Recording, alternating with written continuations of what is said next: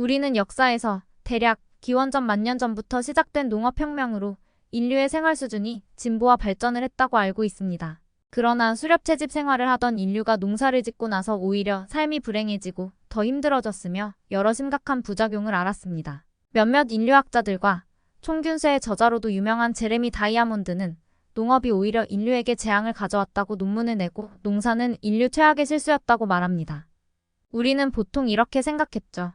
현대인들이 모든 면에서 중세인들보단 낫고 그 중세인들은 모든 면에서 원시인들보다 낫다고 말입니다. 그러나 인류의 역사는 오랜 진보의 역사였다는 이 신성한 믿음을 완전히 깨야 한다고 말합니다. 수렵채집 생활을 하던 구석기인들은 일주일에 20시간 정도만 일을 해도 먹고 사는 데는 아무런 지장이 없었다고 합니다. 먹는 음식들의 영양 섭취를 따져봐도 구석기인들이 농경사회 사람들보다 더 잘 먹었으며 균형 잡힌 식단을 가졌다고 합니다. 농부들이 고탄수화물 식단에 의지하는 반면에 야생식물과 야생동물로 이루어진 식단의 원시 부족들은 더 높은 칼로리를 얻었고 단백질 섭취도 훨씬 많았습니다. 구석기인들에겐 1840년에 아일랜드 감자 대기근으로 수많은 농부들이 굶어 죽었다는 얘기는 상상조차 못할 이야기입니다. 최후의 수렵채집민들이 힘들고 가혹한 삶을 살아 보이는 것은 문명인들의 침입으로 그들을 세상에서 먹고 살기 힘든 척박한 땅으로 내몰았기 때문이라고 말합니다.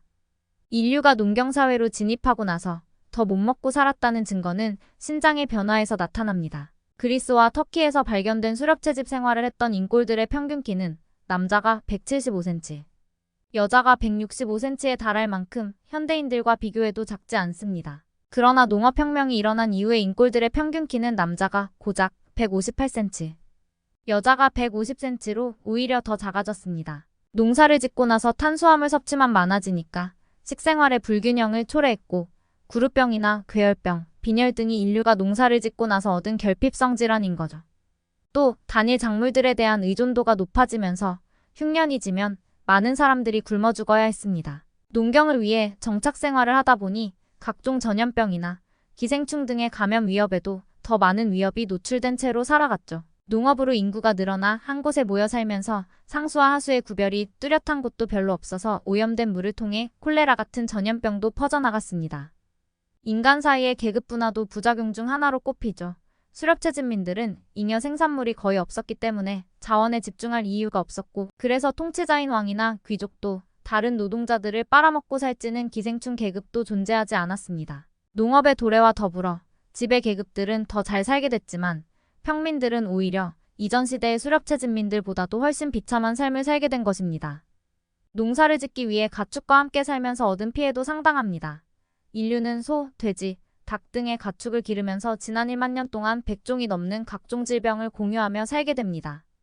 종합해보자면 인류가 농사를 짓고 나서부터 노동시간이 급격히 늘어났습니다. 현재 대부분의 인류는 주당 40시간 이상 일을 하며 50시간을 넘게 일하는 사람도 많습니다. 그에 비해 농사를 짓기 전에는 주당 20시간만 일을 해도 먹고 사는데 아무런 지장이 없었습니다. 또 농작물의 영양 섭취를 의지하다 보니 오히려 식단의 불균형으로 신체가 더 작아지는 결과를 초래했습니다. 농사를 망치면 많은 사람들이 굶어 죽게 됐으며 집단으로 모여 살고 가축을 기르면서 생긴 수많은 전염병들과 기생충 감염도 많은 사람들을 죽게 만들었죠.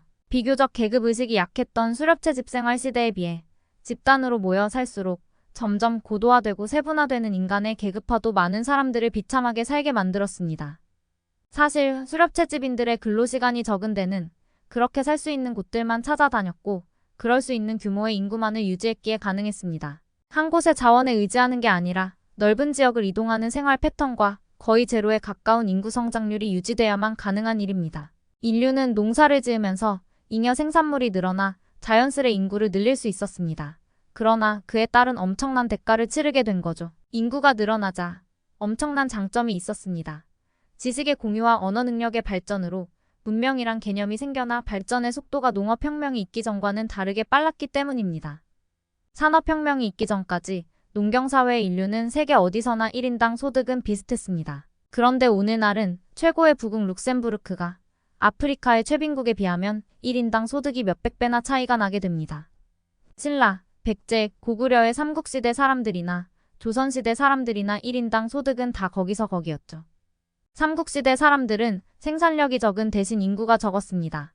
고려 때 12법이 보급되면서 단위 생산량이 2배나 증가했지만 잉여 생산은 모두 인구 증가로만 이어질 뿐이었습니다. 조선시대로 가면 이양법이라고 해서 1년 이모작으로 인해 다시 단위 생산량이 2배로 증가했지만 그만큼 비례해서 또 인구만 증가할 뿐이었습니다. 1인당 소득은 변화가 없던 것입니다. 세계 어느 곳에서나 제한된 면적에서 지속적으로 인구를 늘릴 만큼 꾸준히 성장했지만 1인당 소득은 모든 시기에서 별로 변동이 없던 거죠. 그러나 20세기 이후의 인류는 인구도 크게 증가하면서 자본주의로 인해 소득도 엄청나게 증가하게 됩니다. 산업혁명으로 비누, 의약품 등의 공산품들이 등장하자 인류의 평균 수명도 본격적으로 늘어납니다. 이 소득 증가와 수명의 연장이 기존의 농경시대와 수렵채집시대에는 볼 수 없었던 초유의 현상이었죠. 농사를 짓기 전에 인류의 주당 노동시간이 20시간 정도라고 인류학자인 마샬 살린스가 주장했지만 이를 현대의 노동시간과 비교하는 게 적절하진 않다는 반론도 많은 상황입니다. 막말로 지금의 우리도 그저 평생을 하루 세끼 밥만 먹고 살려고만 한다면 이렇게 오래 일하지 않아도 될 것입니다. 소득을 통해 식사를 해결하는 것 말고도 필요한 엄청난 비용들을 생각하지 않은 채로 원시인들이 조금만 일하고 놀면서 여가 시간을 즐겼다고 부러워할 일이 아니란 거죠. 그리고 수렵채집 생활을 하던 한 부족이 농사를 통해 발전하지 않았다면 그 부족의 후손들은 먼 훗날 농사를 짓고 인구를 늘려서 문명을 발전시킨 다른 부족들의 후손들에 의해 침범을 당하고 약탈을 당하거나 심하면 몰살을 당할 수도 있는 일이죠. 그게 16세기의 잉카 제국 멸망과 아메리칸 인디언들이 스페인에 의해 정복당한 역사적 결과였습니다. 또 농업으로의 전환 이후에 인류가 여가 시간이 줄었으며 스트레스가 늘어났다는 주장도 아직 확실치도 않은 부분입니다. 오히려 일시적이고 불안정한 식량 수급을 지속하던 전과 달리 농사를 통해 노동과 수확 시기를 예측할 수 있어서 이로 인해 스트레스가 감소했을 수도 있는 일이죠. 이렇게 오늘은 농업혁명이 과연 인류에게 재앙이었을까를 주제로 영상을 만들어 봤습니다. 그럼 즐거운 하루 되세요.